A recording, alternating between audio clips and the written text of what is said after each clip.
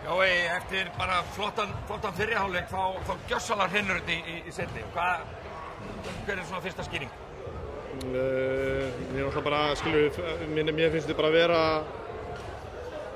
með þessi fyrri hálfleik líka og Valsararnir eru bara mikið grimmari en við erum bara mjúkir, bara á báðum endum og með skot á köruna meðan það eru 3 hvítar treyjur að berjast með boltana og eru 2 bláar að töðu í dómaranum og við bara þurfum að vera stærri og meiri og það er svona í grunninn sko, en svo náttúrulega eru svona eitthvað taktík var það, þá þurfum við náttúrulega að finna leið til að skora á boltanum, við erum að halda þeim, þeir skora ekki nema rétt 80 stig og eitthvað í ruslinu, þannig að En hvað með DeAndre Kane var náttúrulega frábær og þú ert að spila honum meira í dag en svona og í síðasta leik en undanfarið.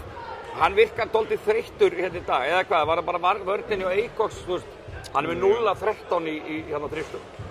Já, þetta er bara ofta, þetta gerist bara, þetta er bara körfuboltinn og þetta er bara ofta og bara, já.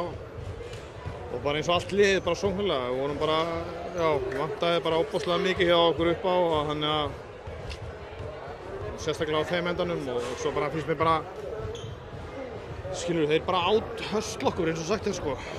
Það er svona í grunninn það þannig sko. Já, og það er erfitt að vinna val ef þú verður undir í svona baráttunni. Já, við vinnum það bara ekki séns sko. En þetta er bara einn leikur, það er bara 2-1 og nú bara þurfið þið aftur að verja ykkar heimavöll og ég þarf auðvitað ekkert að spyrja þér, það er væntanlega gameplanið. Já, klálega, við mætum í Smáran á sunnudaginn og já, ætlum okkur að taka... Það er ekki bara að lofa öllum Grindvíkingum því að þú mætir hérna aftur með þitt lið á miðvikudaginn?